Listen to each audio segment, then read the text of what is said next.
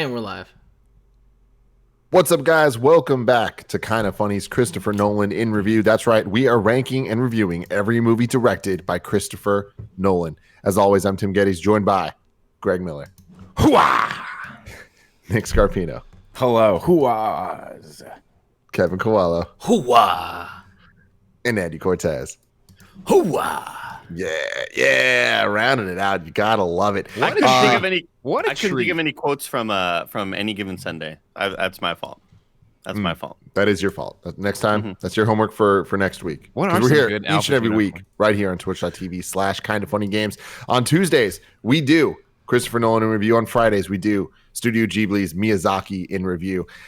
Today, we are talking about Insomnia, but I want to let you know you can watch it live on Twitch. You can watch it later on youtube.com/kindafunny or roosterteeth.com. You can also listen to this as a podcast by searching for Kinda Funny Reviews, and we will be right there for you. If you want to get the show ad-free, you can go to patreon.com/kindafunny, just like our Patreon producers, Muhammad, and Al Tribesman did.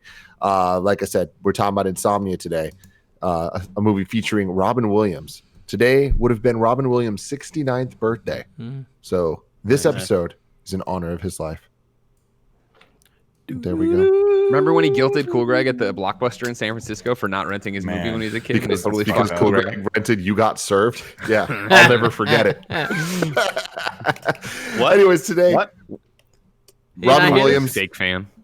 the quick version of the story is Robin Williams used to live near me in the house I grew up at. And every once in a while, like we'd see him at like the card store when we bought Pokemon cards when he was there with his son and shit. And at the local Blockbuster, we'd run into him every once in a while. My brother was renting You Got Served. Robin Williams was in line in front of us, turned back and looked at him and said, "Hey, I'm not in that one. Why are you getting it?" And like really, really shamed Cool Greg. And you could imagine how And he it handled it. really Oh, affected Cool man. Greg. Really It was not affected him. well. I feel like those long-lasting effects are still there to this day. He went out and tagged for the first time that night. That's what drove him to the streets, you know? You gotta love it, man. You gotta love it. Today we're talking about Insomnia, released on May 24th, 2002.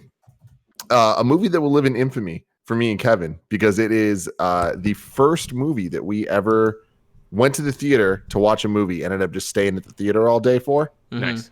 You know, so we saw 3 movies that day, Wow. Here we go. including Super Troopers, Oh.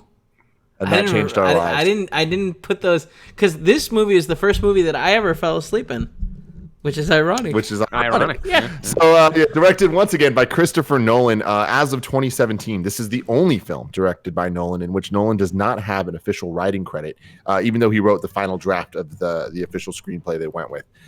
This film stars 3 Academy Award winners: Al Pacino, Hilary Swank, and Robin Williams, and it is Nolan's only modern film post-2000 not nominated for any major awards. As of 2019, this is Christopher Nolan's last R-rated film. All of the films he's directed since have been rated PG-13 and under Warner Brothers. So like the modern Nolan starts with the next movie. A budget of $46 million and a box office of $113.8 million, a runtime of 1 hour and 58 minutes. This was a remake. Did you guys know that? I did not. No. Sleepless in Seattle, right? So wait, Exactly. is this based off? Dude, that was good. What, Kevin? Is this based off a Stephen King book?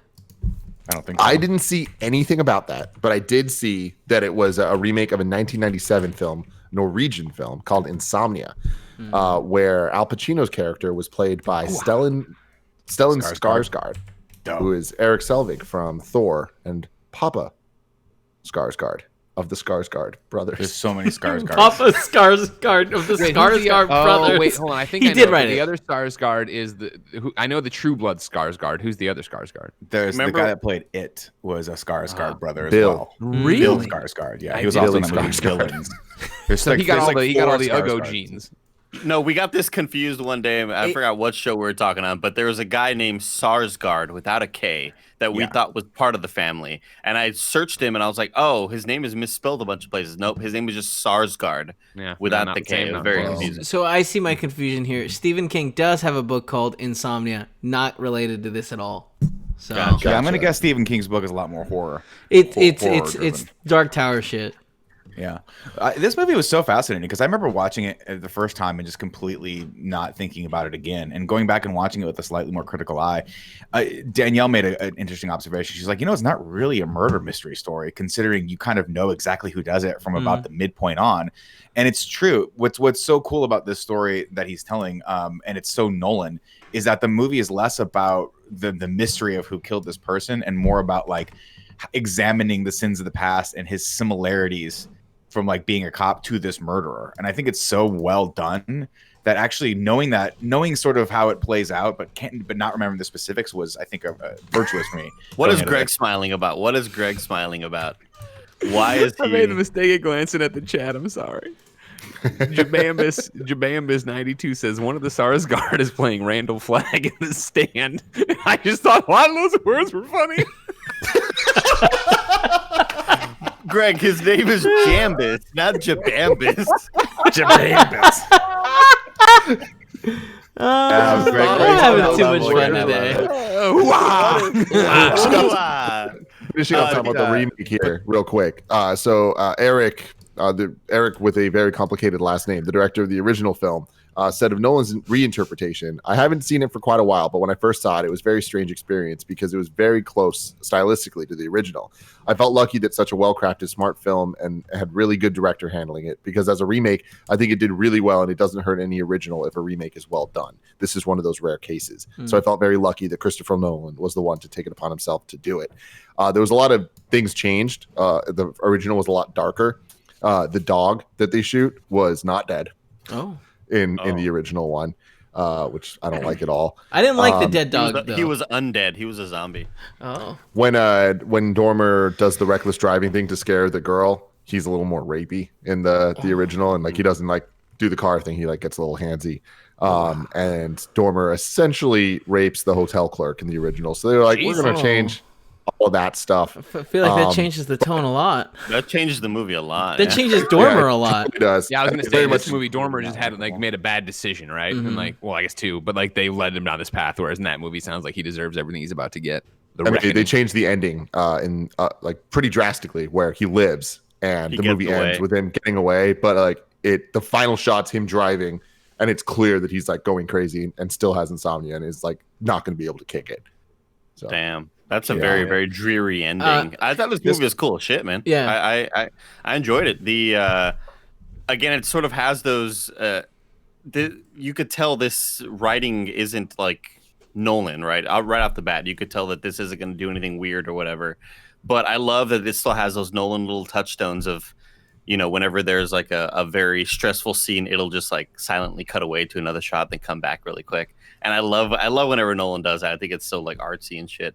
But yeah, I expected to not like this one because it was so not Nolan, because it was just kind of a movie that would be on the USA Network at 4 p.m. on a Tuesday. Oh, yeah. But it was cool shit. I'm glad that In Review is sort of introducing us to these like movies that I would have never watched otherwise. Greg, why are you laughing, Greg? What is it? What I'm word sorry, now guys. made you It's laugh? just really, there's just a lot of good stuff on the internet today, right? Because I was getting ready for A lot of stuff on the internet. Yeah. right, in review summary, right? And I was like, oh, they're gonna land on a water plane. I'm like, oh, wait, I know there's a better word for water plane. So I googled water plane. It came up with seaplane. I was like, oh, can I get a factoid? I click on the Wikipedia link. And it's titled Seaplane. And then the first thing it says on the page is, for Bob's Burger episode, see Seaplane. And it's a hyperlink to that. Oh my god, imagine being an invention with the first thing on your Wikipedia page is Bob's fucking Burgers. I tell you guys, a lot of people they want to poo-poo 2020 because of the pandemic and the racial injustices and the fucking crushing pressure of life. But if you open your eyes and smell the roses, occasionally there's something to laugh at in your fucking jail cell of a life. You get Jabambis talking about weird words in chat. Wait, Miller, did you find a better word for seaplane? No, seaplane is the word that I was going to say. Waterplane. Okay, because there's also amphibious flying boat, which is pretty cool.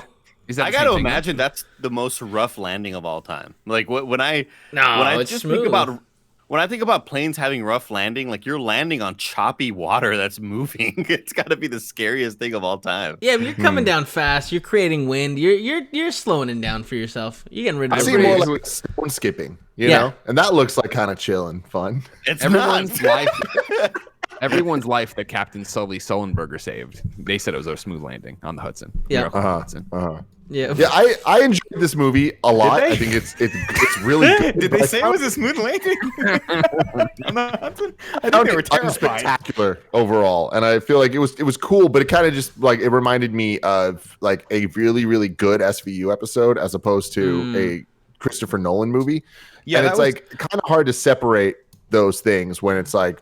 But Nick, what you were bringing up of like it isn't really that because it's like there is so much focus more on the character side of things. But I was kind of just always hoping there was going to be some moment where I'll go, oh, this is really cool. And like the moment where it's Robin Williams and him on the Ferry. little ferry, and they're having the conversation, and it's like, oh shit, they're just revealing it all here. Like it's all on the table. Like they both know about each other, and it's all there. I was like, this is cool. Where are they going to go with it? And I thought where they went with it was like, this is good. This is like I'd give the movie a B. Like, that's the thing Yeah. for me. It's not a thriller. You start watching it and you think, oh, this is going to be somewhere like tonally like Silence of the Lambs, where it's scary as shit at moments and it's all building, sort of like a Denis Villeneuve movie where you're like, it's slow burning tension, building, but they just completely change it about 180 degrees right when they meet, and it becomes more of a drama. And it still has thriller-esque moments, but it's really just about his like de-evolving into this madness because and I love, by the way, the thematic use of the light. Like no matter what he does, there's always light being shed in on his darkness, and he cannot stop that, and it's driving him crazy until the very very end when he decides to do the right thing and sacrifice himself and save the Hilary Swank character, and then finally he can go to sleep. It's just super, it's well done, but you get to the point where you're like, I'm just interested to see how these two people are going to interact with each other. It's less about catching Robin Williams and more about just seeing like how is you this get out of character this? going to like how is he going to find absolution. And Pacino's ever evolving sort of exhaustion, I think, is really cool. Yeah. I think there's a stark difference from where he is at the beginning of the movie towards the end, where Totally. in any conversation, like I feel like we've all been there, where there's a conversation happening, you're just kind of like, oh my god, like I've been on 6 hours of sleep in the last 2 days. This is It's really usually rough right day now. 3 of E3 for me. That's usually Yeah. what I'm like, what are you saying? I don't understand it. Go ahead, Kevin. I was just gonna say the similar things where I feel like what Nolan does best is kind of getting us to feel the perspective of the protagonist, where there are certain moments where it like shows how tired he is, like when he's driving and we start seeing the flashes of random stuff where it's like that's what it feels like to be that tired. And I feel like most of us, maybe not to the extent of 6 days, but we've like pushed ourselves to like extreme exhaustion. So it's like so many of those moments where like things just seem cloudy like rang so true with like, oh man, I could kind of feel that in the way they shot it, and that was really cool.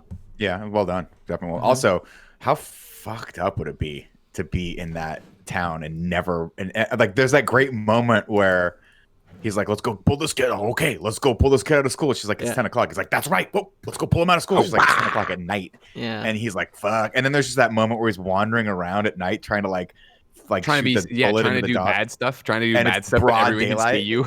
It's just such an interesting like use really like, cool. like thematic storytelling because he can't, Yeah, no matter what totally. he does, he cannot get away from the light. It's so Yeah. cool. It's a cool to watch. fictional. It's a cool fictional world they built with how the time works. It's really Yeah, I'm so Yeah. glad that that's not a real thing in Alaska. cool. Dude, can you Cool imagine how fantasy cool thing. it would be for it to be night for 5 months and you just No. sleep No. Kevin, sleep that's for like 2 that's months? how people get depressed. Kevin. Yeah, That's- sure. yeah. People that like, you know, that aren't me.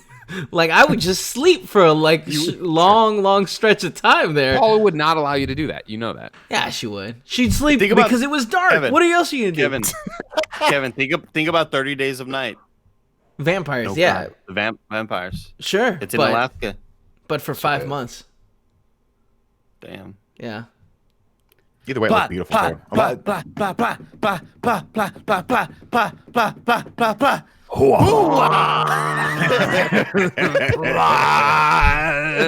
Hoo-wah, It's me, Al Pacino. What a joy to have Al Pacino in a movie. You know what I mean? Usually here on these interviews, like I said, they're just giving us dog shit. You know what I mean? Here's Captain America. Here's Spider-Man. Here's an do the Irishman in review, and we can do 14 hours of Al Pacino. We should do that. We should watch Heat at some point because I've never seen Heat. I'd love to see Heat. Are you fucking kidding me? Robert De Niro's in that too, right? And I love Val Kilmer, and I love Robert De Niro. Let's watch Goodfellas. Melissa McCarthy. So let's start here. We're talking about Al Pacino. That's the Heat, you asshole. Insomnia. All right. Keanu Reeves is a lawyer. He's a small town lawyer. But then he gets a big case and he stops it. And then this guy's like, "Do you want to come work for me?" No, Greg, that's the devil's advocate, Greg. Yeah. And that's also look, but don't touch. Touch, but don't taste. Taste, but don't enjoy. What a fucking movie, The Devil's Advocate. Are you kidding me right now? Really? And that's the thing. The only thing that can top Al Pacino is Al Pacino. And we should do Al Pacino in review. I'm putting it out right now. The motion passes. Andy, put it in the log, please. Captain's log. There it is. Andy's doing it. Thank you very much. We're flying over Alaska, everybody, in a seaplane. And guess what? It's choppy up here. From Bob's Burgers. No, not the infamous Bob Burger episode. It's called Seaplane. It was a different one. You got a lot of ice up there. You know what I mean? I want you to think about this. Next time you go to the gas station, you get yourself a 7-Eleven Slurpee, and you get a bag of ice on the way out. Think about Al Pacino. He might have flown over that ice at one point because this place looks like fucking Krypton up there. I digress. They're flying. It's why are we getting our ice from Alaska still? That's how ice is made. Kevin. Yeah, what are you talking about? Yeah. I don't want your California ice, all right?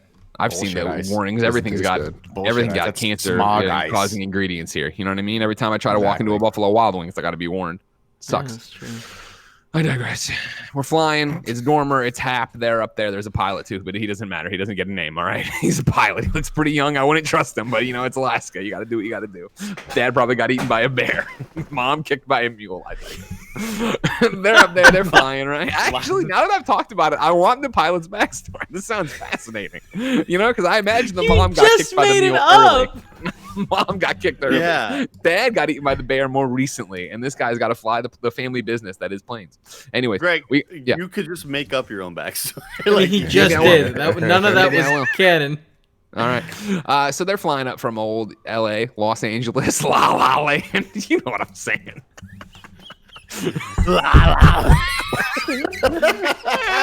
Anyways, they're having a terrible time in this plane. Dormer's going over some case files, looking at some photos of a dead person. Meanwhile, Hap's got the fucking LA Times still, and he won't even get his head around the case because he's reading about themselves and an investigation that's been launched into their LAPD department. But we'll talk about that later. So instead, Dormer lays it out that they're up there, Hap's getting plane sick or whatever, blah, blah. They land. They're in Alaska. Hillary Swank, $1 million baby herself, rolls up, and she's going to give these two a ride to the police precinct because she's a policeman too. And she's like, guess what? I went to school and I studied your case, Dormer. I just think you're the best. You're the cream cheese on my bagel. And he's like, thanks, man. That means a lot to me. Wow. And this she's like, I'll take you to the hotel. He's like, fuck the hotel. Let's go straight to the station. She's like, yeah, most cases are solved in the first 72 hours. And he's like, 48 now. We've already lost a day. And so they drive fucking over to the police station. They get to this Alaska police station, right? And there's just this fucking fat cop there. You know what I mean? Yeah. And he's all like, hey, what's up? I'm glad you came up here to help me. I didn't expect them to send you, Dormer. Of course, we are old cop friends. We go way back to cop school, junior year. You know what I mean? And he's like, yeah, that was the time. And they have a little flashback. Exactly, like a Hogwarts. And so it's like, all right, cool. You're really accepting. You're glad we're here. Let's get, all the information, meet the other cops. And we go in there and all the other cops, they fucking hate this guy. And it's mainly the guy from Boston Public. If you remember Boston Public, a great Fox show, this is the guy who brought a gun to school. He was the teacher and he brought a gun to school. And that's how we knew he was a bad boy. Yeah. He's there with this pencil thin mustache. Was he a bad boy or was he like? No, he was a. I can't remember if he was a good teacher, but he's not the teacher who had sex with the student in Boston Public. So that's the curve we're grading on. And then also Jerry Hall was in this show. Nick Scarpino. Is this the show with where Drake was on? No, that's Degrassi High you're thinking of. Canadian this one, show. Rashida Jones was on. Rashida Jones first. She was in Degrassi? She's awesome. No, she was in Boston Public. Oh. Jim Tim, Halpert. I'm putting it on the table too. Boston Public in review. Jim Halpert just fucked her over. So these are the pencil thin Boston Public cop. He doesn't like this. He doesn't like that he's there, and he's like, and he's like, Dormer's like, let's go see the body, and he's like, it's in the case box. Like, I want to see the body. Why do you want to see the body? I got to see the body. I'm this thing. And then they eventually go see the body, right? It's like, back down, Alaska boy. All right, I don't care how many seals you've clubbed this morning. This guy got flown in from L.A. for this murder. You're not going to stand in the fucking way. Get out of the way with your stupid mustache. You and your stereotypes. They're clubbing seals now, huh? No, that's not a stereotype about Alaska people. It's very much this guy from Boston Public. Okay, all right. thank you. You can see it on his hand. Thanks for the all clarification, Greg. Yeah. No, Good if you're in stuff. Alaska right now, I understand you probably just crawled over a moose carcass on your way to work. I'm sorry that if you were insulted by the stereotype I was giving you, all right? Why would you crawl over him? I mean, that'd be like a lot of blood that you get on yourself with all the decomposition and stuff. Mooses are big. Man. I know they are. Well, that's why you got to crawl up them. It's like Everest. You know what That's I mean? fair. Don't walk around them. Crawl up them. They always say You if you got walk to. around, Well, that's the they safest might place. kick you. You never know what other kind of apex predator is waiting around the body. Think of it like Very true. Tremors. All right, if you're on the rock, you're safe. We are going the gambit today. We are just going the full. You bring it. Don't bring Tremors into this unless you're really ready to do Tremors 1. And Tim, review. I'd like to see Tremors interview. Andy, put it on the passes. log. Andy, please put it in the log. All right, guys. So Jen We're just so Jen dumb. I see Jen come over the Slack. What the fuck are you doing? Anyway, What he does best. so they go to see the body now, right? And they get down there, and he's like, "It's in the report. It's in the report," because they're talking about like how she got, blunt force trauma, all this stuff, whatever. Which And was he's like, "This is rude. in It's the like, report." stop saying it so much. We it's fine. I'm sure you did your job great. He just wants to see it. He You know? washed her hair after he killed her, right? He cut her nails. How do you know that? Because the paint ain't there. She painted them beforehand. Ooh, and now she cut them. Wow. And they're like, oh, fuck, this is shit we didn't see. We don't know anything about hair and nails here in Alaska. We're shitty cops. You're a great cop from LA, apparently. And then meanwhile, Hap's tapping the newspaper, and he's like, are you? Don't ask any questions. I'll tell you what. It looks so gross. Was like the actual like scissor, like little tiny scissors cutting the nails. Hate it. Ugh. Yeah. Like I Hate just it. like just get some bigger nail clipper. Just the Have you idea of. You don't like using little scissors? Kevin, I can't deal No. with nail stuff. I used Every to once in a have while. Every once in a I while. cannot deal with nail Well, stuff, dude. Nick Have you Scarpino, ever kind of funny. cut someone else's nails? No. No. It is not a pleasant experience. Not pleasant. I disagree. Tim go Gettys, ahead, kind of Andy. funny. Hold on, Andy. You just said everybody knows you don't like nail stuff. Did anyone here know that? No. I could Andy, have can you please dive a little deeper into this? Not too deep, but I just can't deal with nail stuff. Whenever there's anything with a nail in a movie where it's where people are getting tortured and they're like pulling off pulling off the nail, nails. like Game of So I Thrones kind understand of. Thank that. you. I get that, Yeah. but like just cutting nails. Just- What about painting just- nails? Just nail stuff. No. I think that stuff is a little bit more peaceful for sure. But when we start What to if when deal they- with torture and like weird nail mutilation, that's where it's just like Andy, I can't do it. What Nails if, and eyes. what if they're Knees and putting toes. the old bamboo between the nails and the finger? thank Can't do that. Can't Okay. do that. Kevin. Alright. What about that old commercial for the foot fungus cream and like the foot Ooh, fungus? They yeah. lifted the lid and there was all these like tendrils. God. Disgusting. Fuck that. Couldn't do it. It made me Terrible really want to commercial. buy that. I've never had foot fungus. But you want to be prepared in case. Just it in happened, I case, understand just that. in case. That's Sure, the first sure. PG-13 commercial ever. Nick Scarpino. Scarpino. What about the seminal scene in the movie Biodome where Pauly Shore is biting Stephen Baldwin's nails off, his toenails off with his teeth? I don't remember that He's just scene. ripping them off. Do you like that I scene, watched Andy? Wild with Reese Witherspoon over the weekend. That How was started that? with her. That's It's one where good. she hikes It's good. across America. Yeah, I don't like that. I want to movie. watch It's Into a the bit Wild like, you with know, Neil all right, Hirsch. we get it. Like, I understand. Like, you know what I mean? It's, do you want to be one of these like granola people, right? Who's like, oh, I'm gonna fucking find myself out on the trail. Like, that's what you're getting. You're You know gonna what die. I I mean, that's the spoiler. What right? happened to You're gonna what die. happened to the movie with Harrison Ford and the CG dog? It came out. That came out, man. Did it? Rave reviews. Yeah.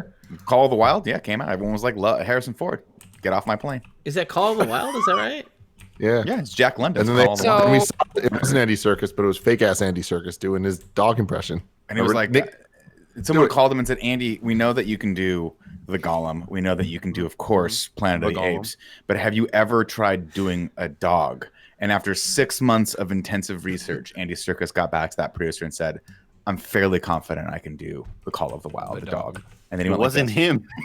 It wasn't No, him. it though. was Andy Serkis.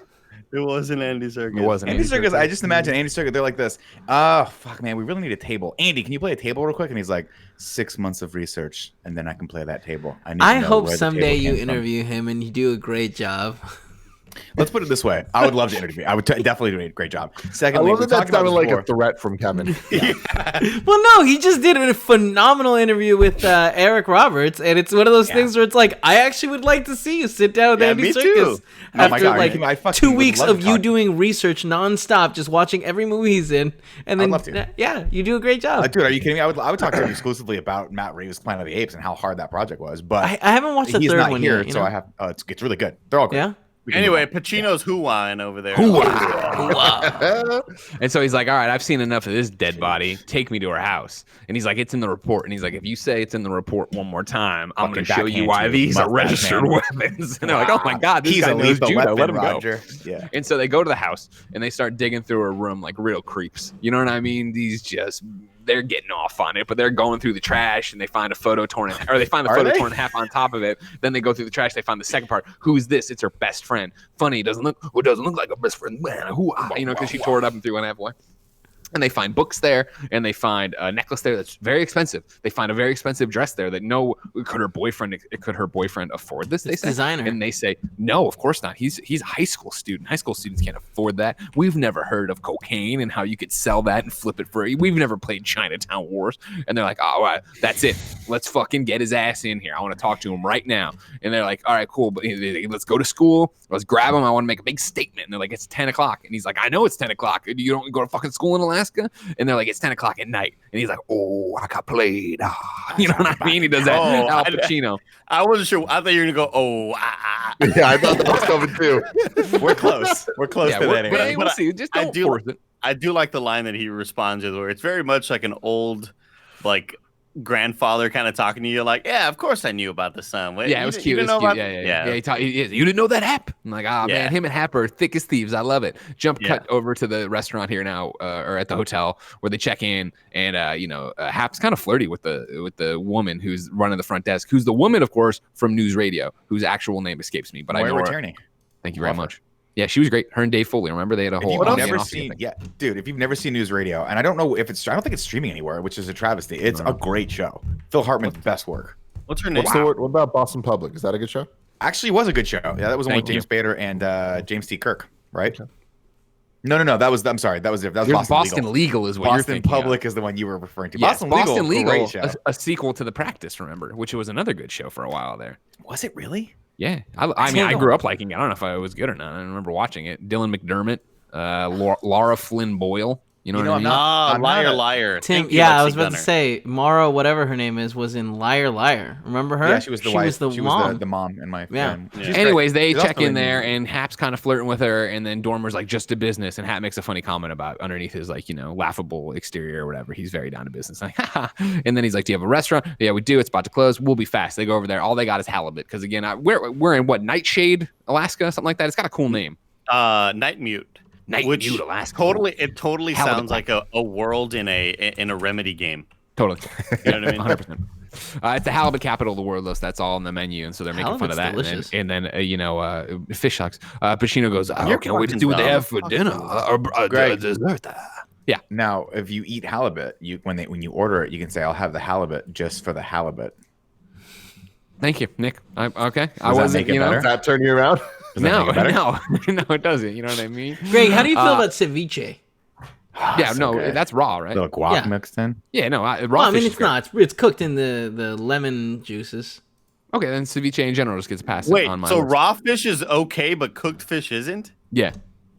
Oh my god. You're Fuck a this shit. special boy. Fuck this shit. Just letting you guys know. Just letting you know. Andy, again, here's the thing. Everybody else here wants to dunk on me. I understand it, but they're allowed to because they've eaten things, all right? Shut up with your no mac and cheese eat. You're worse than True, me. Andy. And I want you to Know how know to that. fucking I corn want you dog. to Andy, I look don't in wanna my agree with this camera right man, now. but he's Look at my right. fucking eyes, Andy. You're an American All who's right? never had a fucking corn Look dog. at me.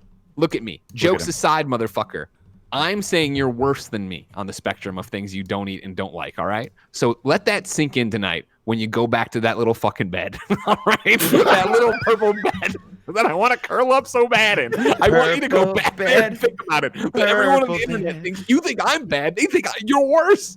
You didn't know where to go with that. He got there though.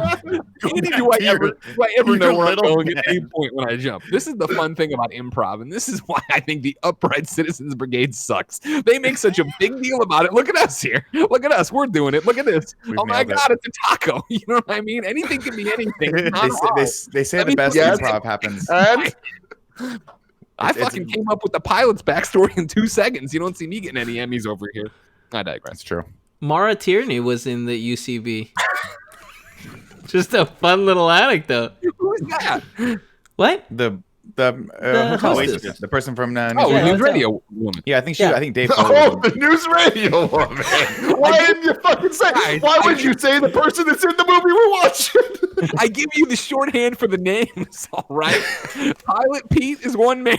The news Pete. radio lady is the checking News him radio in. lady. We Pilot got Pete Hats, is we got Dormer, we got All $1 Million Baby, we got Boston Public Teacher with a bad mustache. Do I need to fucking send you notes beforehand so you can keep up? Greg, Yeah, Nick. I'm fucking tack on with you right now. Nick, We're tandem skiing right now, and we're going down that hill perfectly. Tandem I'm skiing. the professor, you're the TA, all right? And I Thank need you to you. keep these kids in line, all right? Wait, Oh, real I quick. love How it. does tandem skiing work? Do you No, each it's have a just ski skiing. and you're holding hands, or I don't think it's a real thing. Truth be told, it came out of my mouth, and I think it's just skiing. I think Anyway, it's not it's funny necessarily. dessert show. And then Hap's like, all right, listen, Dormer, we're about to have a delicious meal of fish here because everyone in the world likes fish or tricks themselves into thinking they like fish. What I'd like to tell you is I'm about to ruin your entire fucking life. That back home, all these people are coming at us, you know, because of the murder investigation, and I'm gonna flip on everybody. I'm gonna make a deal. And Dormer's like, you're kidding, right? Hap, come on, we've been together for 45 years here, right? You came out of the womb with a gun. You and I went to work. That's how it is. And he's like, listen, I'm going to keep your name out of it. And Dormer's like, how do you fucking keep my name out of it? You do this, everybody walks free, all right? Ivy, Harley, the Joker, they're all out. Carte blanche, right? If my career goes down this way, all the scumbags in LA, they get let loose again. You know what I mean? Anthony Carboni back on the streets. We can't have this. Sure. And Hap's like, listen, I got to cut a deal. I got a wife. I think I have a kid. I'm not 100% sure on he that does? fact. He does. Like, you know what I mean? Like, I got to look out for myself here. I get immunity. I'll keep your name. And Dormer's like, you're fucking, you can't do Greg, this. Greg, you made a backstory for the pilot. I'm sure you could do it for Hap. Well, You they know what? made I know there's a implications. concrete fact. I don't want to screw it up for you guys. You know what I mean? Didn't they Also, make Andy, what spices are sitting next to you? What spice do you have riding shotgun right now over there? Right here? Yeah. Crushed red pepper. Great. Okay. Just Is make that for your pizza? Yeah, you put have that a in- pizza? Oh. Oh, yeah. At this point, they imply that he's like, you're not gonna get in trouble for like messing with a drug dealer, right? So his partner had been stealing, like, getting money from drug dealers. Is that what the implication is? I don't know that. They just said that Dormer at one point Dormer only crossed the line once, and it was to plant this evidence, and it was going to and so I think his partner being corrupt would have come back badly on him. Yeah, and it Right. would have just unraveled the entire department. Yeah. But He but said- his he's like, "You're gonna partner be had been paying doing a fine." other stuff, right? Yeah, his partner Okay. had been was on the take or something weird Yeah, like yeah, that, yeah. or had was a little bit like he was implicated in a lot more things. But Al Pacino, I think, was like, if you go down this road, IE is looking for a reason to burn me down. They're going to use you, flip you on me. It's going to happen. He's like, no, we're not going to do that. And he's like, I'm going to fucking shoot you in the mist, man. Girls in the mist. Pow, pow, pow. No, don't. And I mean, it's irrelevant to our current predicament, but this is one of those things of like, this movie you watch, you're like, man, all cops are bastards. Look at, they're all just, what are they're standing in the way of justice and truth. Really? Like, I remember growing up, this made me have, and I didn't fall asleep yet.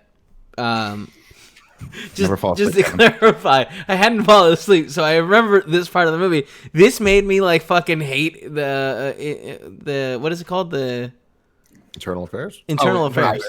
Everyone hates IE, man. Where it's just one of Everyone those hates things where it's like, yeah, fuck them. I- Why are they I- investigating these guys so hard? Internet Explorers. I was like, that's not Everyone hates the Internet Explorers. It's always it's IAD is what they always call it, right? Internal Affairs Department. I've always heard IA. IA. IA. Yeah. yeah. Internal Affairs. There's a great movie called Internal Affairs starring Andy Garcia and Richard Gere. Then Richard Gere plays a corrupt cop, and Andy Garcia tries to stick it to him. Great. So this time though, like news radio woman comes over and she's like, "What can I get you guys?" And Dormer's like, "I lost my appetite," and he goes upstairs. And we get a shot of the clock, and I forget what time it is. I think it's midnight, and like it's all bright in the room, like it's fucking bright in here, man. You know what I mean? He's and he can't sleep. This is the start of the movie, Insomnia. You'll see, guys. It'll develop as we go. And so the next morning, Hillary Swank, $1 Million Baby, she's out there. She picks him up. She takes him down to the cop station. Or maybe they go straight to the school, but it doesn't matter because they go there. And this is the big reveal in the movie, guys. They walk in, and who is the boyfriend? It is Avery from Nashville. I would have told you everybody who got their start on Nashville got their start on Nashville, never did anything before, never been in a talkie before. But here we are. It's Avery himself, who had one of the best redemptions in Nashville throughout the 7 seasons or whatever, where he started, you remember this, right? Where he started and he totally fucked over Scarlett. Then he went and he had this like pervy, like manager type woman who was like fucking him and then making him produce music he didn't want. And then he burned his masters and they were like, you will never work in Nashville or the music industry again. I remember that. For a long time he did it, but then he started up with the X's, but then he was backup like guitar for Juliet Barnes. Then he fell in love with Juliet Barnes. Then they had a kid. Wait, then the show takes place in Nashville? Correct. And in real life, Hayden Panettiere had a kid, and she's like, I'm kind of doing the postpartum thing. I can't do the show anymore. And they were like, no big deal. You take as much time as you need. She left. He took care of the kid. Then she came back. It was a big, brouhaha about how they were going to take care of each other. It was a great show, Nashville. You should all watch it. Anyways, they drag his ass in, and he's like, I'm a little kid. And they're like, you fucking did it. You killed her. Whatever, man. And he's like, nah, man. And they're just like, he's getting real animated. And Dormer, cool as a cucumber. This is the dumbest. This scene sucks because I'll tell you what. Please You're a high school kid. You are not reacting this way in front of cops who think that you may have murdered your ex-girlfriend. Like, there's no way that you are this calm, cool, and like, you got nothing on me. You don't understand being white. Things are different for these white boys out there. They don't give a fuck. Also, really? Because I feel like anybody that young would be terrified and be like, I didn't fucking do this. Why are you like? There's no possible way that I killed not a chance. I'd be freaking out. I'd be panic attack nonstop. I think that it being a small town like really made it like, he pulls him in a little bit later and he's like, I'm not one of these guys that grew up with you that know you. And like previously, your hard ass shit isn't working with me. I know what you really are. Yeah. Previously, we had heard him kind of talking with the lady cop, was Hillary Swank. Yeah. And, she had all the information where she was like, oh, he dates this girl, and this is their friend. And I don't think that was research. I think it's a small enough town that everybody knows each other. I just feel like he needed to, like, he could have at least, in this scene, he might as well have said the line of, like, good luck having that hold up in court. He was just missing that one line. Exactly. Eventually, though, they wash their hands of him, and they're like, "You think you did move it?" your mic down? Dormer's like, "No." Yeah, you're out of focus, Timmy.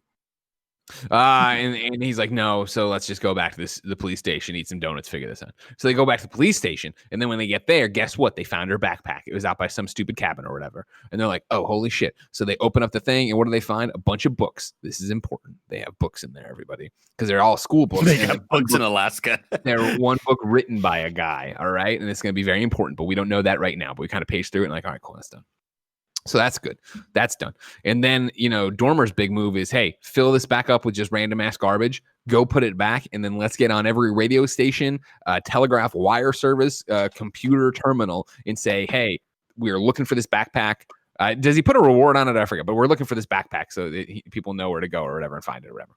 And they're like, and then he's like, I know this isn't the most by the book play. Maybe we shouldn't do it. Blah, blah, blah. And they're like, no, we got to do it, Dormer. You're the man. We love you, Dormer. That's why we brought you up here. And it's the same reason why, like, the chief's like, listen, I know the chief's like, he's big and fat still. And he's like, listen, I know the fucking LA people got in your head about shit, but that's not how it is up here. All right. We're just we are human beings taking care of other human beings and shooting mooses on sight. That's what we do up here. There's less red tape up here. Once the moose gets a taste for human flesh, they don't stop.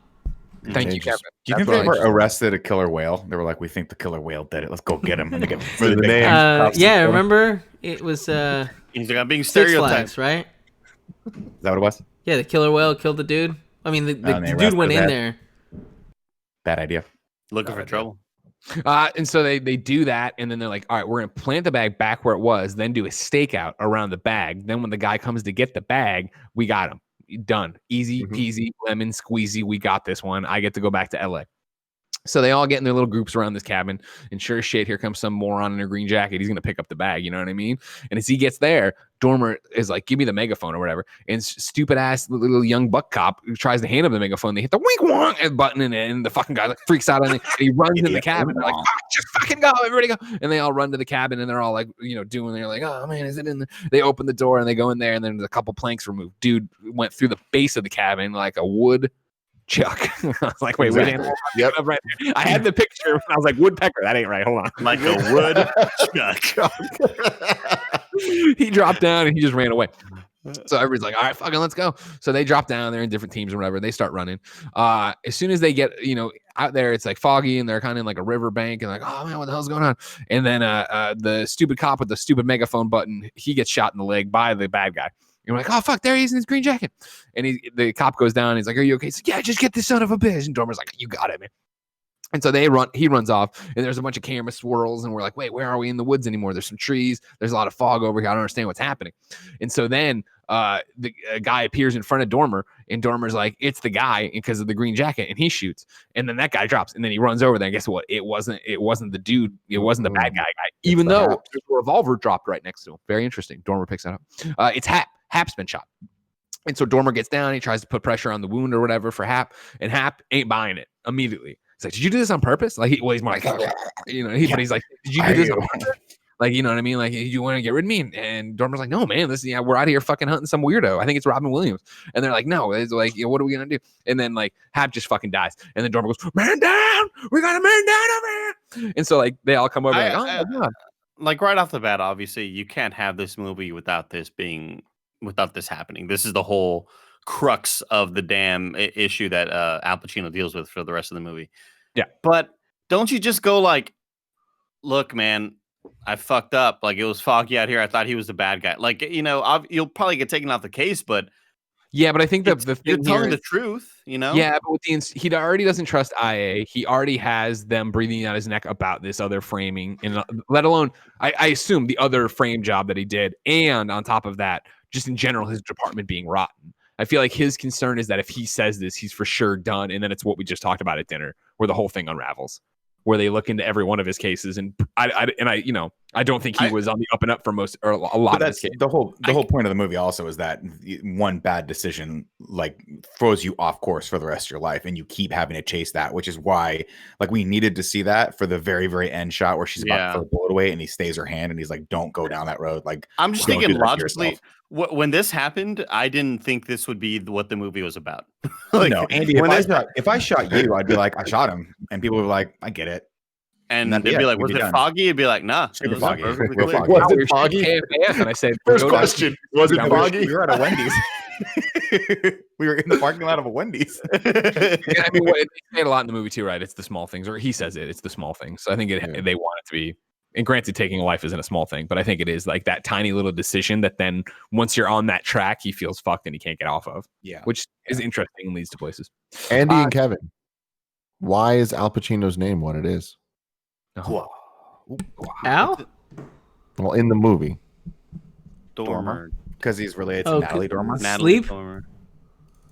Dormir? Yeah. It's closer to the French, right? The fact I read said Spanish. Yeah. So his name's close yeah. to sleep in Spanish. So it's Cool. fun stuff for you. That's cool. He was Mimis. so tired by the end. Kevin, it should have been Mimis. Have you ever heard Mimis? That's a great We've cafe. never I used to said eat there that. with my parents. Really? Oh wow, that's okay. I guess it's such a. Is that what your parents say to you? It's a Mexican American thing. Like every kid, like time for mimis, like like dormir mimis. Yeah. My grandma used to call pooping your pants kiki. She said you gotta make a kiki. Okay, so not pooping your pants, just pooping. Well, I used to, yeah. Like I was Did you poop your pants a lot? I was worried about it. I was always worried about pooping my pants, as Greg always was. But not to the extent where Greg was. He had a bucket, right? In the 80s, there's three things that are super scary in the 80s, guys. Of course, quicksand, lasers, and pooping your pants in public. You just never knew when any of those things were going to pop up. They were terrifying. That's true. So she swapped one vowel for the other, like Kaka and Kiki. Kiki. She's like, you gonna make a Kiki? Nikki, you gotta make a kiki. And I'm like, Grandma, I'm gonna go make a kiki. And then she had all these weird, like my grandmother was really into like the tissue holders that were mirrored, but like the cracked mirrors, you know, those things like where you take a bunch of mirrors and it makes so everything was reflective. So no matter where I looked, I could always see a little bit of myself taking a kiki. Here's my question, and this is one I don't expect us to have an answer for, but I'd love you to tweet at me, ladies and gentlemen, with as little context as you can. If you are raised in a country that uses the bidet, do children use the bidet? At what point does a kid? Why would the children not use the bidet? That's like because they're dumb kids. They want to make kikis. Now here's my question. You know when little kids are learning to use the potty, they have a little fake potty that they go in. Squad back at the lab. Sure. Do they have a little kids bidet that they learn in? Originally No. I'm saying the kids learn with the bidet. These kids aren't wasting their time wiping their ass. They figured out a system that works better for the whole continent. You know. Nick's grandma said, "Nikki, you got a kiki?" And Nick goes, "Grandma, I got a kiki." But Tim, I picture him 17 years old. Andy, I did too with the stupid ponytail and his little major bat, you know. Okay. It's beat up on Nick. Nick tries to share a beautiful story when he was a child and a beautiful memory of his grandmother. And now it's like a monster. Nick, I was just telling you what I pictured when you said it. That's all. What's sad is I actually pictured myself 17 wearing a hoodie with the ponytail, but I was like, no, that can't have been right. I must have been. My grandma died when I was in no, that could have been. Man. Anyway, I also used to like to take my time. Did you guys ever take your time when you were in the bathroom? You just stand there for an hour. I'm in and out. Hang out. It's people like, what's he less doing than 3 minutes or something's really wrong. That's the weird thing to think about too, right? Is we didn't have phones back then. No, you would go in there and be there forever. What the fuck are you doing? It's air conditioning. Get distracted. It was air conditioning, Nick. We had a very similar childhood. We had because that vent would hit you. You're just sitting there, getting hit by that vent on a hot summer day. Mom's been on my back all day about that fucking paper I got to write. I just want to chill in here. Totally. She's not gonna ask any questions, and then inevitably, 25 minutes in, you'd get this. What are you doing in there? None of your business. Kiki. Exactly. Making a kiki. So they all run over and they're like, "Oh my god, what happened?" He's like, "The bad guy shot him and he ran that way." He's like, "Oh fuck, all right, great, thanks, Dorma." And then he's dead. And so then we're back to the police station. Everybody there's and he's doubling down. Like, a guy shot and then ran off this way and blah blah blah. And then he has to call the widow. And I think the kid answers. And then he talks to the widow and she's like, "Just promise me this. You don't arrest him. You fucking kill him. Bring him, son of a bitch." And he's like, "Wow, I got it. Wow."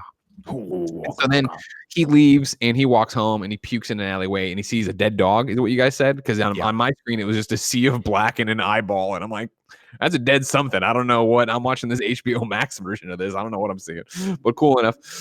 Then he goes back to his hotel. The woman there, news radio woman, she already knew about it because it's a small town. She's like, "He was right here the other day," and he's like, "Wow." And then she's like, the phone rings and it's for you, and it's the guy, and it's the guy from IA, and he's like, "I'll take it." And he's basically, and the guy's like, "Oh man, it sucks your partner got killed. He was gonna tell me a lot of information, huh? That's pretty convenient." He's like, "Don't fucking talk to me. Wow, you did this. Wow, wow. You don't know what it's like. You're a pencil pusher. You sit behind a desk. You know what I mean?" He doesn't understand what's fucking going on. Fucking IA. Slams the fucking phone down. You're a fake cop. You're not a real cop. And so he does that, and then he goes upstairs and he can't sleep because of the insomnia. And of course, he murdered his friend, and now he's lying about it, which is a crazy problem all around. But it was an accident, though, right? Friendly fire happens all the time. I agree that it was an accident, but then he does the lie, and he's committed now. You know what I mean? Like, I mean, he saw an easy out, right? Like right now, if you accidentally kill Nick, you're lying about it, right? No, you know me. I'm too We'll pure. help you find the body. Hide the body.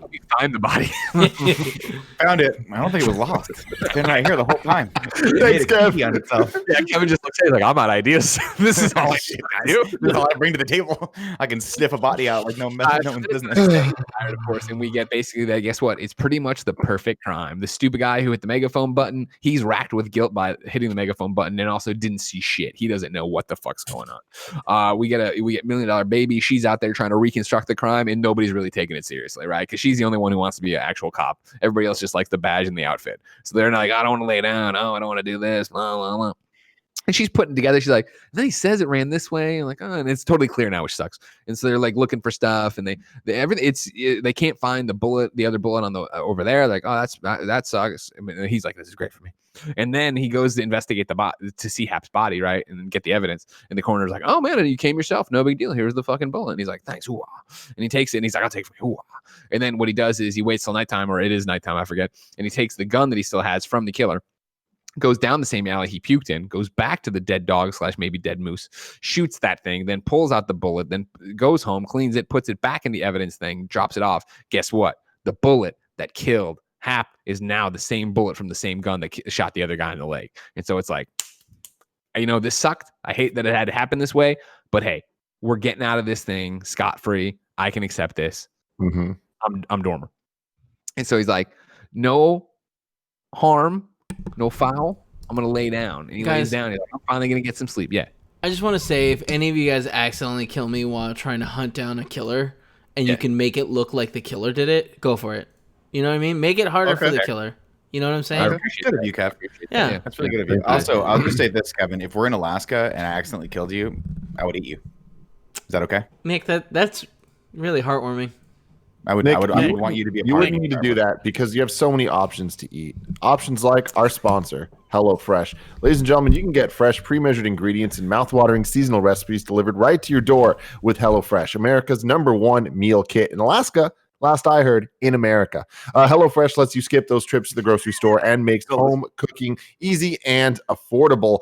HelloFresh offers so many recipes to choose from each week to help you break out of your recipe rut. Here's the deal. Here at Kind of Funny, we've been talking a lot about burgers. It's been Burger City, and I've been wanting a burger real bad. And recently, Gia made some burgers thanks to HelloFresh, and it was fantastic. HelloFresh's pre-portioned ingredients mean there's less prep for you and less food waste. The packaging HelloFresh uses to ship your food is almost entirely made from recyclable and or already recycled content. Feeding the whole family's never been easier with larger box sizes for more servings and more savings. You got a ton of options here. It's really clear. The website's really simple to use to get exactly what you're trying to get. It's America's #1 meal kit. Why wouldn't you try it? You can go to HelloFresh.com/80morning and use code 80morning to get a total of $80 off. That's why it's in the promo code, including free shipping on your first box. Additional restrictions apply. Please visit HelloFresh.com for more details. Again, that is HelloFresh.com/80morning to get that sweet, sweet deal. Next up, I want to talk about MeUndies. Have you ever seriously considered the underwear that graces your nether regions? If you've got some important stuff down there, you know that you should be checking out what's going on. Right now, I'm wearing some. I got some sweet pineapples on them. They're a little shiny. Every once in a while, I like to shine. Kev, you got some going on? I just ordered a 10-pack, and I just got the socks. They're very comfortable. Good. Greg, you feeling good? You have that micromodal on? Yeah, I got the camo on. I got my new 3-pack in finally. Yes, you did. Yes, you did. Yeah. Of course, I'm wearing the shirt. I'm wearing the lounge pants. You can't see them, but I'm not going to stand up. Just trust me. I also have the Keep in mind, everybody, that of the 10 MeUndies packs that I own, or MeUndies pairs that I own, I've bought 8 of them. Keep that in mind, everybody. Keep that in mind. They're fantastic. MeUndies has a great offer for you guys right now. Any first-time purchasers, you can get 15% off and free shipping. This is a no-brainer, especially because they have a 100% satisfaction guarantee. To get your 15% off your first order, go to MeUndies.com/morning. That's MeUndies.com/morning for 15% off your first order. Do it. MeUndies.com/morning. And finally, shout out to ExpressVPN. Here's the thing, Nick. You don't need to tell me what it was, but when was the last time you searched for something online that you wouldn't want others knowing about? This morning, probably. Yeah, probably. You should be using ExpressVPN, man. Your internet service provider can see every single thing that you're searching for, even if you're in incognito mode. That's why you should be checking out ExpressVPN and using it. It doesn't matter if you get your internet from Verizon or Comcast or Sonic or anywhere. ISPs in the US can legally sell your information to ad companies. That's real bad. ExpressVPN is an app that reroutes your internet connection through their secure servers so your ISP can't see the sites that you visit. ExpressVPN also keeps all your information secure by encrypting 100% of your data with the most powerful encryption available. ExpressVPN is available on all your devices, your phones, your smart TVs, your computers, everything. Protect your online activity today with the VPN rated #1 by CNET and Wired. Visit the link at expressvpn.com/morning. You can get 3 months free on a 1-year package. That's expressvpn.com/morning, expressvpn.com/morning to learn more and to get an extra 3 months free on a 1-year package. Whew, back to the plot. So he's like, I got away with it. I nailed it. I can finally get some sleep. And he lays down and he starts to drift off and the phone rings. And he answers it. Who is it? The genie from Aladdin, Robin Williams himself. 3 wishes. The 3 wishes. Don't fuck me is wish number 3. And Don't fuck me. it turns out. Remember that? That was a great game. You missed a word there, though. Yeah, I Don't think fuck it was with me. Don't fuck with me. I mean, either way, don't fuck I with guess, me. yeah, it's true. Don't fuck me on this. Don't fuck Yeah, me that's over on great. this. Yeah, Yeah, but like, I don't know. Don't fuck me kind of like. I guess with no It sounds way context to the 3 sexual. wishes. Yeah. Yes, it was don't fuck with me. Like, don't fuck was me he over. Don't trying to me fuck over. you? I understand. Again, see if you missed this old Game Over Greggy show, remember it's that genies always have some kind of fucking caveat on this. Yep, So you always use your 3rd wish of don't fuck me over. Always. Don't fuck with me. Don't fuck. Okay, everybody happy now? The words are there. All right. Good. So, anyways, it's Robin Williams. Guess what? He's the killer. He saw everything happen. He admits that he knows everything here. He's like, listen, Dormer, I saw it all, and I'll keep your secret. You keep my secret. Stop looking for me. It won't be a big deal. No big deal. No harm, no foul. That did you kill Hap because of the investigation?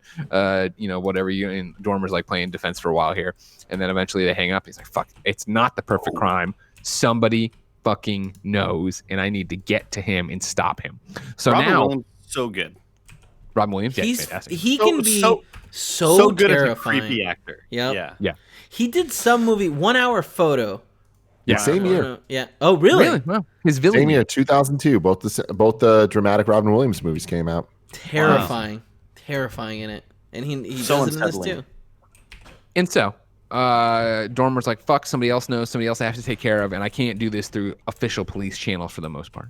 And so what he does now is go to the funeral, because it's the funeral now for the woman who was murdered, Kay Connell. Kay.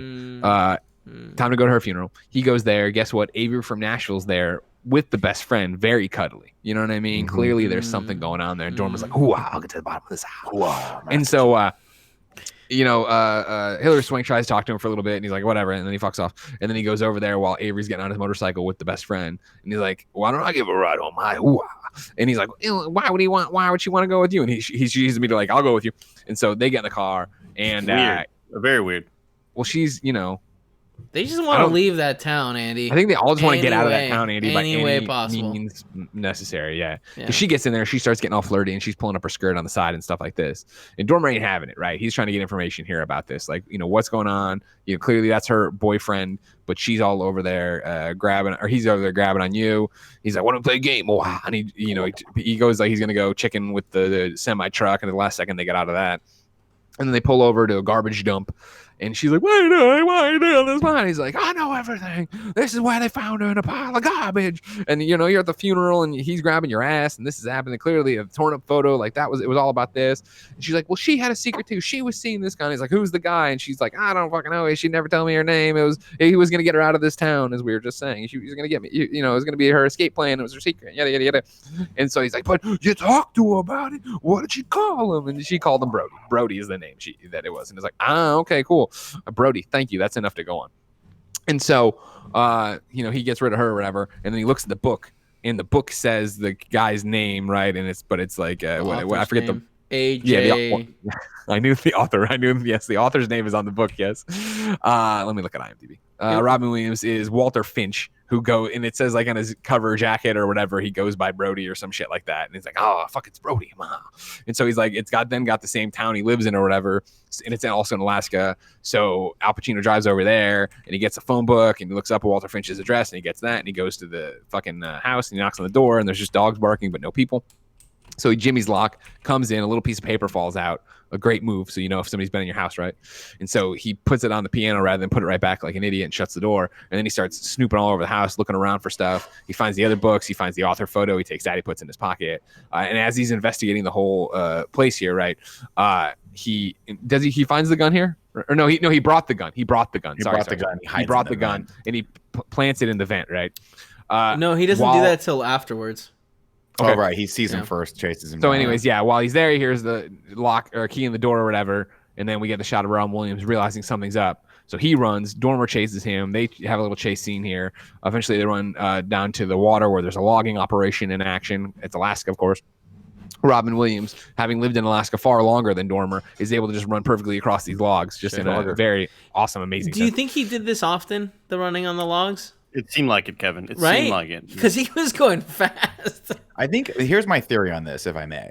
First Sure, off, you this may. is not the first time I've seen this. I think this was featured in a movie called Stakeout with Emilio Estevez and Richard Dreyfuss, and it was terrifying back then because if you fall under, you can't move the log, so you're just screwed. Similar to if you fall into a pool cover, you were just fucked when you were a kid. Those are things 4 and 5 to be scared of in the 80s, guys. 4 and 5. What are number 1 and 2? Number 1, lasers, of course. Quicksand. Don't logs, mention 3. The pool, and 3 was, what was 3, Kevin? Eating Kevin alive? Pooping. Kiki. Yeah. Kiki. Yeah. Robin Williams gets across like he's playing expert mode Frogger. Al Pacino from LA, a fish out of water, tries to do it, and he just goes bloop right underneath it, just gone. You know what I mean? And he's underneath there. And he's like, Robin Williams is wearing the boots. He's wearing the hiking boots. You know what I mean, Greg? Of And Robin, Yeah, and of good course, grip. Al Pacino has the nice loafer, which Smooth. doesn't have, it's too smooth. No traction. Yeah. And so he's underneath the logs, banging on the logs, trying to get his face up from the logs, and he can't do it. And it looks like he might drown. But then the last second, he's able to get up. He gets out, and he looks over, and Robin Williams is just fucking toast, man. He's so far gone. There's no way he could possibly catch him. And he's like, "Oh, you got me this time." And so Robin Williams takes off, and Dormer goes back to Robin Williams' apartment, goes in there, and starts drying himself off. And initially I was like, "Why is this happening?" And then Robin Williams calls and talks on his own answering machine, trying to encourage him to answer, and is like, "Oh, you must be freezing the water." I'm like, "Oh, right, Alaska. That makes perfect sense." And so, yeah, he's like, "I got clean towels in there. Take a shower. I'm clearly not coming back or whatever." So, blah, blah, blah. However, I'm going to be on this ferry tomorrow. You should be there too. We should talk this out in a public place. Like, obviously, don't pull any shit. And I'll see you soon. All right, Dormer, bye. And this is, when Al Pacino hides the gun, setting up this whole thing. He's like, "I got you, motherfucker. I'm going to hide the gun here. And they'll come get you, and it'll all be fine. And there you go." So then from there, I think this is when You can the feed next my day at dogs the for me. police station. Fuck you, bro. Yeah, I ain't that feeding was your funny. damn dog. Yeah, exactly. I bet you he fed them, though. Yeah. Yeah, those dogs didn't do anything wrong. They don't know that they have a murderer as a dad. I don't know. Much like Bertillo. I think this is in the next day because he can't sleep again. Obviously, I think in the next day, this is when we're at the police station. Hillary Swank's like, "Hey, here's my report. By the way, you just need to sign it, and this whole thing's closed, and we don't have to worry about it anymore. And I can come back to helping you on the real case I want to." And he goes to sign it. He's also kind of woozy and insomniac, and he's like, he goes sign it, and then she says something just making it seem meaningless, and he's like, "You know what? Double check this again. Like, this is a man's life." You know what I mean? He kind of goes back to the cop. I think he wants to be, but obviously this is actually against his own interest, but he encourages her to look into it more, which was a stupid thing to do. And she's like, "Oh, okay, fine. I want, I didn't mean to trivialize." I mean, he's a good cop. He can't fight those urges, I mean, this one case he should, because he already fought the urge to tell the truth, and it kind of fucked up everything. So having her but look any deeper into I think this, that was the point here where he has a moment where he's like, "I know if I'm going to give her one more shot at finding the truth, and if she doesn't, whatever." But I think that was him sort of like wanting to be caught. You think so? Yeah, I read that as like him being like, "I could sign this, but if I do, it's pretty much over." But if like, I just kind of read it as he felt like he was mentoring her and like didn't want her to be complicit in something. So he was like, I read like it a that moment he of wa- conflict for me. I think I read the mentorship part of it. I didn't read it as he wanted to get caught as much as he was still trying to teach a lesson of like, no, everything matters. Don't just brush this off. Maybe I don't know. I just felt like low key on some level he was like, she'll figure it out and then I'll get caught and this will end. But maybe I'm reading too much into it. Who knows? So from there, then it's like, okay, cool. She's gonna do that, and then he's like, "I got a ferry to catch. See you guys later." He goes to the ferry and gets in, and Robin Williams is at the end of it, and he walks over there, and they have a long conversation around the ferry about everything that's happening and how he's like, "Listen, you didn't mean to kill Hap. I didn't mean to kill K. I didn't mean to kill K. Right? It just happened. These things happened. It was an accident. You had an accident. I had an accident. We can work together on this and get out of this. Right? Let's just plant it all on the boyfriend." And he's like, "Oh man, I don't know." And he's like, "No, the boyfriend sucks. Like the boyfriend's abusive, and this is a long time coming. And he probably would have killed her eventually anyway. He would have crossed the line. He already was abusive. What do we care if we fuck this guy's life over?" I kept waiting for Dormer to have a sort of character turn here, because he keeps on sort of entertaining this idea with Robin Williams, and he keeps on kind of listening, like, "Yeah, okay, we can do that. Yeah, that sounds good. That sounds good." And I expected him to be like, "But what you're misunderstanding, Robin, is I'm not a fucking scut." Like I expected some sort of character turn. Sure. But the whole time he's just there like, "Yeah, we should do We're this. equals. Yeah. Well, no, yeah, but he was manipulating him. he was trying to set him up so that he'd be comfortable to get more information, as much information as possible. To find out where the body was also, right? No, where they it knew the happened, body, right? but where they wanted the to know where it evidence happened. was. Yeah. Turns out, Gotcha. well, I Well, you just have to waited. remember- I just waited for that character turn, and we never got it. And then Robin Williams is eventually like, "Hey, I got you recorded, bro. Wild Well, card." but in Wow. this as well, he was like playing along with him, but he had already Yeah. planted the gun in his apartment, right? yeah. Yeah. And so I think the whole thing was he was like, I'm gonna true. placate him for a while until I true. can Let me- figure out how to get the cops over to his place because he wanted the guy Because to go to jail. he wanted him to come, like, turn himself in to get, like, interviewed, and he was like, oh, and don't mention the boyfriend. Like, that's gonna look too obvious. Right. It was a tactical error on I Al get you, Pacino's yeah. part. 'Cause Al Pacino should have just arrested him and been like, this dude just confessed to killing her. And then he could have been like, well, I didn't do that. Because there's no evidence that Al Pacino had anything to do with it, right? I'd be like, this guy did it, clearly. And then let's go over to his house and look for the gun. And it's just there. And boom, bada bing, bada boom. But at this point, you feel like Robin Williams had already taken the gun and disposed of it. Yep. I figured something else had to do with it. Yeah, I feel like he could have killed him on the boat here. Well, this You is know the what I other thing with Al Pacino that I'm just like this character. There are moments of this where I'm like, these are a little bit too big a leaps in logic. Like when he walks at him the first time and the guy shoots. Literally, Al Pacino's got his gun trained on the guy, and the guy shoots the cop next to him, and Al Pacino's like, "Hoo-ah!" And instead of unloading a clip into this fucking figure that's 20 feet away from him, then there's the chase scene where Al Pacino could shoot him 3 times. I'm like, just shoot the fucker, figure it out. He's jumping across logs. And then guys fucking out in the open jumping across a log, and instead you put your gun away and you're like, I've never done this before, but I'll just do human fucking Frogger right now. What the hell's gonna happen? Tim, And I then also this thought he moment- should shoot him. Just I shoot did him. too, but I mean, I understand the reasoning of like, why am I shooting this guy? Why am I here? What, like the progression Because of the he's a bad cop fucking shit that led you here? But I would have been like, this guy's a murder suspect. We thought it was him. I would have been like, I saw the book. I went to question him. He ran. I shot him in the fucking leg, and he drowned. Oops. Yeah, but I mean, eventually it's gonna. I hear you, and I agree with you. And this is us, you know, because we're fucking citizens arresting people left and right. You know what I mean? That's why we call ourselves Los Vigilantes. Dog the other day. I was Las like, "You're under arrest." Vigilantes. But here he is. He already got the name Brody from the woman by almost killing her by putting her into this truck. Then he took her to the garbage dump where he was like threatening her and screaming at her and shit like that. Like, Yeah, no, there's he's been a lot of definitely bad gone cop off- work done here, and he's gone already off on the the rails. line for his career going down for bad cop work. Like, I hear you. I get you. This is why we need a Batman. But I'm And this like, is what but I'm Nolan like, was thinking, I this, think, I'm but- like, this is where you draw the line. You planted evidence on someone. You've put people's lives in danger, and you know this guy is the killer because he's already told you as much. Yeah. And you're not going to shoot this guy in the fucking butt. Just shoot him in the butt. well, then he's gonna still talk. You got to go for the head on this one. What's Anyway, he going to say though? What's he going to say? as you said, Andy, he tape recorded the whole conversation, so now Dormer is Wild incriminated. And card. this is the whole thing. Wow, Dumbass. Wild card. Hillary's still going through trying to do this stuff. She finds the newspaper here that has the article in it still of like, oh man, the whole fucking operation's under investigation. And so he can't sleep, and I think he gets another call from Robin Williams, and he's like, I think I am going to bring up the boyfriend. And he's like, do not bring up the boyfriend. Ooh-ah, and like some other shit about this whole fucking crime we've been talking about. Then Robin Williams is brought in for questioning because of the books, right? Hillary found the books and was like, oh, one of them was personally inscribed. So it's like, oh shit, okay, fuck. So they bring him in and he's like, oh yeah, you know, all the cops are being nice to him except Dormer, who's being a dick. And he's like, you know, that thing's escalating. And then Robin Williams is like, oh yeah, it's her boyfriend probably. He was very abusive. She talked about that all the time. He also mentioned this gun, you know what I mean? This horrible gun that he would like, that he had and that he would hide in like the fucking vents. And he says it in a very peculiar way and like looks at Dormer, and Dormer's like, fuck, he knows. He found the fucking thing. Yeah. He's got a camera in that house or something. And so then Dormer gets agitated because he's got to get him out of himself out of this room, right? And then try to save the boyfriend who's about to have this whole thing pinned on him. And so he's like, he gets in his face and like, what, you fucker? You're trying to have sex with her? Blah, blah, blah, blah. And he's like, get the hell out of here. And then the Boston public guy's like, you're losing your cool, Dormer. Get out of here. And so Dormer leaves. And then he rushes over to Avery's place. And then the cops, they call Judge whoever the fuck, Judge Reinhold. And they're like, This hey, shit we need... Intense. Yeah, we need Judge Reinhold. Yeah, we need a fucking search warrant for this. We'll get him on the phone. And so because he's out riding a moose.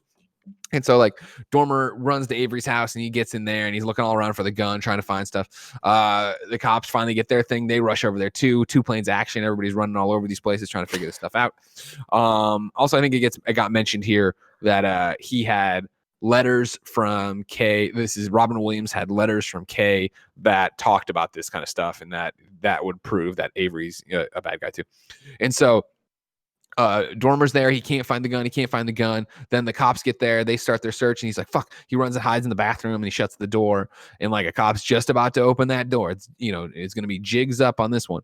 And one guy's like, "I found it." And like, "Oh fuck!" And they go over there, and like in a vat of motor oil was the gun. He's got like on a thing. And Dormer then comes out and then kind of slithers back in like he just got there. Like, "We got him, Dormer. Fucking job well done." Like, "Yeah, we're cops." And so at the same time, Avery comes home and he's like, "What the fuck's going on?" Like, "You're fucked, Junior. Get on the ground." You know what I mean? And Avery's like, "No." And so they drag his ass off to that thing. And then, he's looking at Pacino like, you know something. You're not telling me what the fucking thing is. Wow. And so they're like, that's job well done on that. He's done. I'm gonna put it here. Do it. I'm not 100% sure about it. There. Him Okay, and Robin Williams meet up, and he gets the tape from Robin Williams and trashes it and throws it away. And then Robin Williams, I think, confesses the entire thing of how he killed her and how he just punched her and couldn't stop punching her. And then he's like, "That's not an accident. You beat her for 10 minutes. You're an idiot. You're a psycho." That was a horrible. That's one of the things where like Robin Williams did such a good job conveying the fact that he was like a crazy person that will for sure do this again. Oh yeah. And that's of course Dormer's problem here, right? Is that he knows this isn't a one-time thing. He had already said too, right? Like, I see pieces of shit like you all the time. You're not special to me. Like, I know who you are. I can see through it. Like, I know you're my job. This is exactly. Exactly. Greg, what was that impression that you and Nick used to do from a character from The Flash? You're gonna tell me this guy over here is the Arrow? Yeah. Oh, the Arrow. Yeah. It was the Detective Lance. That reminded me of that. It looks like you're doing the dog from Laurel Saving Silverman, the little dog kid.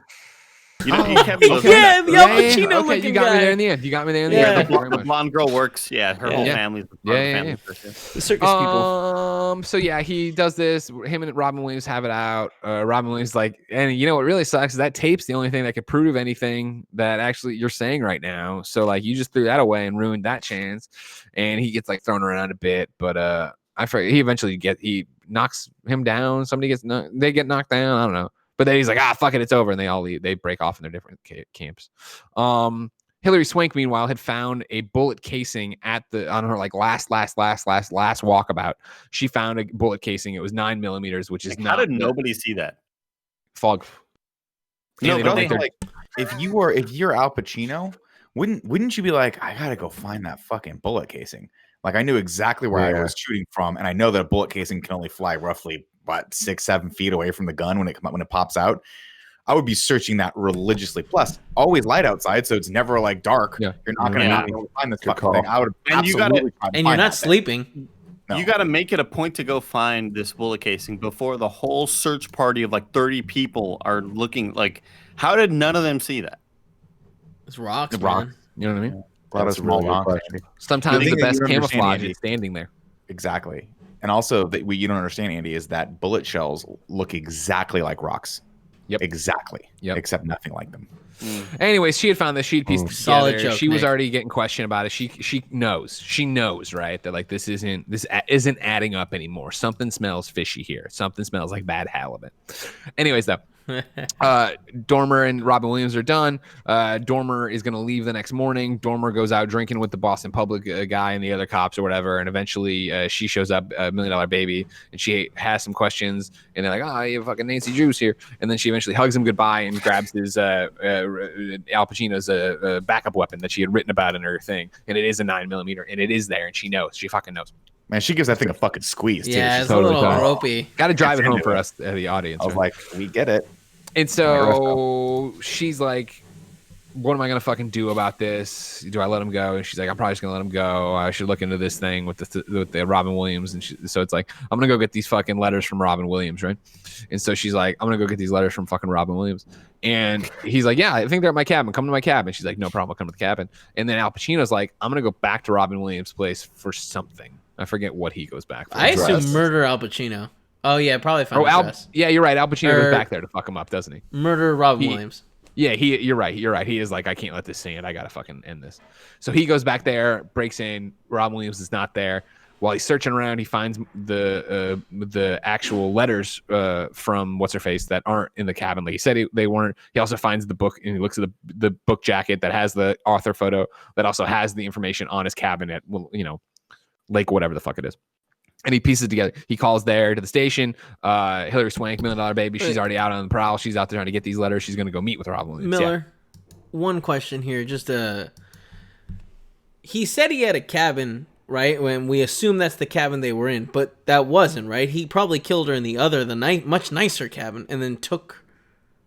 Well, the cabin were where they the just book, hanging out in that shitty cabin? yeah, the cabin where the book bag isn't his cabin, at least not by any kind of legal tender. I was with you on that too. Of like, wait, I guess that makes sense that you go dump the bag somewhere. That wouldn't be anyway. So yeah, now he's at the nice cabin. Hilary Swank shows up at the nice cabin, and she's all like, she walks in. Yeah, she's like, oh, you got the letters and stuff. I forget. I also watched Silence of the Lambs very recently. So now those two scenes are starting to merge together of Jodie Foster calling out Buffalo Bill and him calling. I forget how it escalates, and she figures it out. One of them, they get the night vision goggles. Yeah, I know. Don't Hilary Swank go, she sees the dress, I think, right? Yeah, she sees the dress in the Ziploc bag. I don't know, but it's weird because he opens up the drawer and almost like wants to show her so he can like get caught and kill her or something like that. It's very weird. Sure. But she sees it and he kind of like purposely lets her sees it, and then he just turns around and clocks her. I feel like what Robin Williams is doing such a good job of, like, you can tell his character slowly falling in love with the idea of like getting away with it and setting everything up, and like he keeps being like, no, I've written a perfect ending for all this, and it's just like, shit. Yeah. Dormer shows up. The dogs start barking. Robin Williams has put Hilary Swank, I think, in the attic, right? Or at least upstairs. He's like, oh, fuck, it's Dormer. And so he gets out. Maybe yells at him here. I don't fucking remember. But Hilary Swank, they start running around the house with guns. And then Hilary Swank wakes up and she comes down. And then she gets wounded, right? Or is she just so groggy? Or she's in the shootout? She got knocked out, right? Yeah. She got knocked out, but then she came to. So what happens is Al Pacino and Robin Williams start fighting for the gun, right? She's slowly coming to. She comes down, hits Robin Williams, and somehow he's able to escape and takes her gun with him. Okay. Right? Wow. I just remember the scene of her, like he's Robin Williams is shooting from the other like ramshackle cab or like the house. Barn. And then they're down and by some lights. See a whole lot. Exactly. And then he's like, cover me or whatever. And then Al Pacino goes over and approaches, and he busts in. And Robin Williams drops his gun, or they exchange guns, and then Al Pacino shoots him with a shotgun while Robin Williams shoots him with just a pistol. Yeah, he's like, walk hard. Walk hard, bitches. Robin Williams falls in the water, slowly sinks away. Al Pacino collapses. Hilary Swank runs over. And she's giving the last rites over here. And she's like, nobody has to know. And she goes to take out the bullet and throw the bullet that would make this all go away on the Al Pacino side. And he's like, no, it's the small thing. Stops her and is like, no, you can't do this. I love that. Love it. Of course. Don't. I forget what he has a better line that I'm fucking up right now. Yeah, he's like, don't lose yourself. Yeah, don't. Whatever. I do love that. Right before that I think it's kind of unrealistic, but I think it's the only time where it could have been shown is where she sort of asks him, did you mean to shoot Hap? Where, and he's like, it was foggy. Maybe I did. I don't know. I'm fucking. No, I skipped the whole thing where he confesses everything to the news radio woman. Yeah. When she goes up there, she's like, it's not even dark, it's not even light in here, and she turns on the lights and it gets they fuck. Right? It was weird. They didn't. Did they fuck? No. No, they kind of just fall asleep on the bed together, which is because she was fully clothed. Yeah. So I don't like. And you need to take off all your clothes to have sex. Huh. And then it's credits. That's Insomnia. No fate but what you make it. Insomnia. Andy. 7 syllables in the middle. You'll need 5 for the first and last line. If you're not poetic, no need to fret it. Haikus don't need to rhyme. Haiku in review. Haiku. Ooh, yeah. Oh, yeah. You can go to patreon.com/kindoffunny to write your review in haiku form, just like City of Legends did. It's 3 a.m. I can't fucking sleep. Fuck me. Hey, what's this movie? See? Kev? You had the same problem you did. It's all tied in. Let's see. We got Joe Mertens. Is it the daylight or the guilt of past misdeeds? JK, it's the guilt. Misdeeds. Good word. Good. Shout out to you, Joe Mertz, for the use of misdeeds. J Merck. Andrew Feisner says, "A shot in the fog. The guilty man will not sleep. Williams is the creep." Shout out to Robin Williams, man. Good actor. That's it. Now, let's jump into Ragu Goo Goo. Ragu Goo Goo. Ragu. Goo goo. What's up, everybody? Welcome to Rad Guys Talk the Good Guys, or the protagonists of the series. Protagonist, We, of course, are doing, it should be Ragu Poo Poo then. We're make a note to please change that for next week. Ragu To Kiki. Ragu Kiki. Of course, we've done 2 of the Nolan movies, the first of which was It Follows, and the next one was Memento. We put Lenny from Memento at number 1 as a better protagonist, and then, of course, the young man from Following at number 2. Where do we want to put? Boy. Well, it was the young boy, but you told me to stop saying the young boy. Yeah, It's not accurate. And also when I say boy, I just say it. Stop. So creepy. Stop. Creepy. Yeah. I feel like Al put- Pacino's character in this, I think he's better than both of the people that we've seen so far. You know, I think he's number 1. He's made It's a more- mistakes. Yeah. I'd put It's him a more below straightforward Lenny. story, but I think Lenny is a little bit more compelling. in my opinion. Sorry, is it we're who's more compelling or who is better It's just a cooler. I mean, Kevin, we're not ranking like who is a better person? who has a better moral. I thought this was who is a better person. No, I don't know why you would like, think that. I don't know.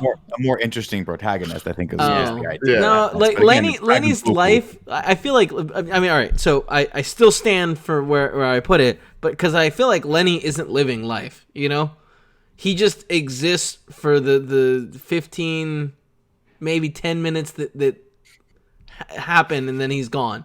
You know, but really ripped body, really shredded. that's not A lot gonna of last. That's not gonna last. You know what I mean? Or maybe it will last because he doesn't remember when he ate last, so he's eating very little. Interesting. I'll put him in number 2, just because I put him in number 2 as well. the young man was fine, and Lenny's Yeah. There you go. The new rankings are Lenny, number 1. Hooah! Number 2, and the young boy at number 3. Now it is time to rank the movies. Currently, Christopher Nolan in review stands at number 1, Memento. Number 2, Following. This is tough because I think Following is a much more fascinating concept, and it has that cool Nolan twist that we're so accustomed to that I really, really enjoy, and I think it's impressive from a writing standpoint. And this wasn't a Nolan movie, right? It was just it's just directed by him, so it's kind of tough to say. I think this is a better movie overall in terms of acting and overall plot, and it's a more complete movie, but I think Following was just a little bit more interesting. Yeah, for me personally, I put this at the bottom of the list. I think this is number 3, like the other 2 before, because I think they were memorable and did something different. Like I had seen this, as I said, at launch or whatever, years and years and years ago, and it was one of those that I've never thought about again, really. And I was like, oh, when we did this, and I didn't even realize it was a Nolan film, I was like, oh, it'll be interesting to watch this as an adult and see if it was just that I was a kid or I didn't care. And watching it again, I'm just like, oh no, it's just like, it's a movie, and it plays with some interesting themes, and I think it's got some good performances, but it's not. I think 6 months from, I don't think I'm going to think about this movie again once this is over. Where I do think Memento and Following, I think, did different things and had twists and turns and motivations that I think were really cool, even if it wasn't as well acted. If we're talking about Following. See, for me, it's the opposite. Where I think Memento is still number 1, but I think this is just I think this is the team of Nolan and his cinematographer really, really knocking out of the park, making a very, very compelling pro-looking movie, and just it's cool to see sort of how they've progressed. And I think that when I think about, do I want to watch these films again? Watching Insomnia again, I was kind of dreading, and then halfway through, I'm like, I'm really enjoying this. I'm getting more out of it the first time. I don't know that I ever want to watch Following again. I just think it was a little bit. I appreciate what it was, but it was kind of pulling teeth to get through that sort of indie, quasi film school style movie. Whereas I just feel like this is him doing a great job directing, veteran actors like Al Pacino and Hilary Swank and Robin Williams at this point, and just like putting together a start to complete murder mystery that's less about thriller and more about a little more in-depth like character study. And I give this a lot more credit this time around than I did originally. So I would say this is number 2 on my list. I feel like this movie caught me off guard. I mean, obviously I've seen it before, but I feel like the fact that the story isn't about the killing and just finding this killer, like that it pivots and it does become about like him having to hide the murder and how that weighs on him. Like, I think that aspect's really cool. I do think that following that story was more interesting. I don't think I'll ever watch either of these movies again, and I think that the following, to me, that reveal, that big moment, brings that a little higher than this. So yeah, I'd put this as third. Yeah, I would also put it as third, mainly because I feel like both Following and Memento kind of had unique things about them and really executed all those things very well, where I was impressed with every twist and turn that they did, where I was like, oh, this is a cool use of this. With this, I thought the themes were really cool, and I thought that the use of the light and the use of the actual Insomnia thing was very interesting, and like what you guys are talking about it not being about who did the killing. It's more about like this character falling apart and stuff. I thought they did fine. I don't think they did that great, and it wasn't ever like fully interesting to me. It was kind of just like, oh, this is well done, but not spectacular. And plus the fact that Nolan is more of a hired gun on this movie, as opposed to sort of the captain of everything. You know, the fact that it's not a Nolan vehicle. I prefer both of Memento and Following a lot more. Here. So there we go. Currently, number 1, Memento, number 2, Following, and number 3, Insomnia. This Friday, we'll continue Miyazaki in review with Castle in the Sky. And then this coming up Tuesday, The Prestige. Finally, I'm going to see this. Very excited about that. I've never seen it. Someone recently told me Hugh Jackman's in it, and there's magicians. And I'm like, this sounds fucking awesome. Hugh Jackman's like really into it. Tim, don't look at any. I'm not going to look at anything. I'm already sold. So, and also I'm going to watch it. So, exciting stuff. Until next week. Hoo-wah!